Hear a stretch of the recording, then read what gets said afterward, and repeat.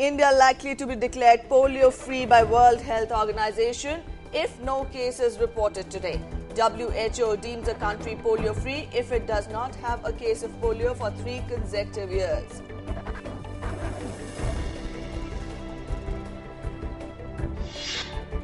Prime Minister Dr. Manmohan Singh urges people to imbibe Swami Vivekananda's message of tolerance and respect for all religions. The year-long commemoration of the 150th birth anniversary of Swami Vivekananda formally came to close on Sunday. Prime Minister Dr. Manmohan Singh says with the increasing gap between demand and supply, the government is encouraging domestic and global companies to explore potentially hydrocarbon-rich areas by stable and enabling policy environment. Environment Minister Veerappa Moily says cleared projects worth 1.5 lakh crore rupees since he took over the additional charge of the ministry last month. The key approvals accorded included the one for POSCO steel plant in Orissa. Centre says the government departments should not insist on seeking address of RTI applicants if a postbox number is provided for communication.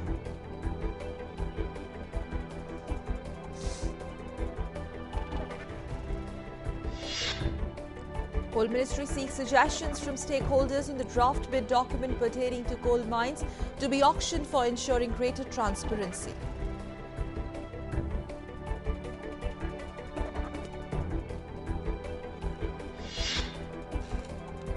Gujarat Chief Minister Narendra Modi vows for decentralization of power in a rally at Goa. Aam Aadmi Party leader Kumar Vishwas criticizes Rahul Gandhi faces flak in Amethi and in Uttar Pradesh.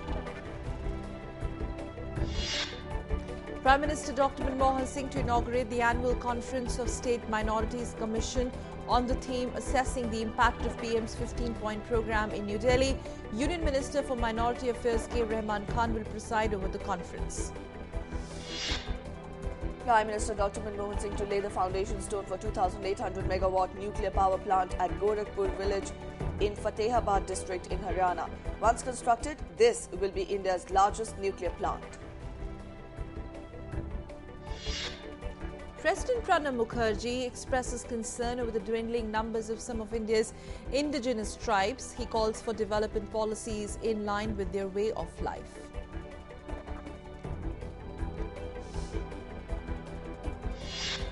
Union HRD Minister M. Pallam Raju says Rashtriya Uchchatar Shiksha Abhiyan for higher education will spread over 2 planned periods. The government plans for setting up Urdu Commission for development of the language. Today is the deadline set by Supreme Court for states and union territories to respond to a public interest litigation seeking what action they are taking to control and eliminate the menace of adulterated milk in the country. The National Green Tribunal scheduled to hear the POSCO Pratirod Sangram Samiti's plea against the clearance given by the Environment and Forest Ministry to the POSCO project in Odisha.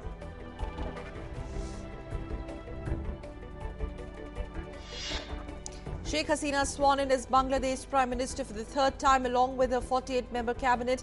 Prime Minister Manmohan Singh congratulates Hasina for leading Awami League government in Bangladesh for the 3rd consecutive time. An interim agreement to freeze Iran's nuclear program will enter into force on 20th of January. Welcoming the agreement, US President Barack Obama threatens new sanctions if there is a breach.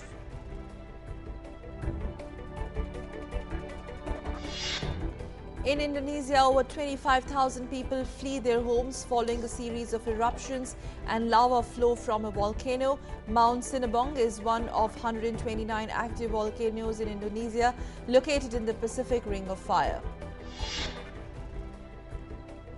Israel former Prime Minister Ariel Sharon's funeral to be held at his Sycamore Ranch home in South Israel today. US Vice President Joe Biden and former British Prime Minister Tony Blair to take part in the funeral service.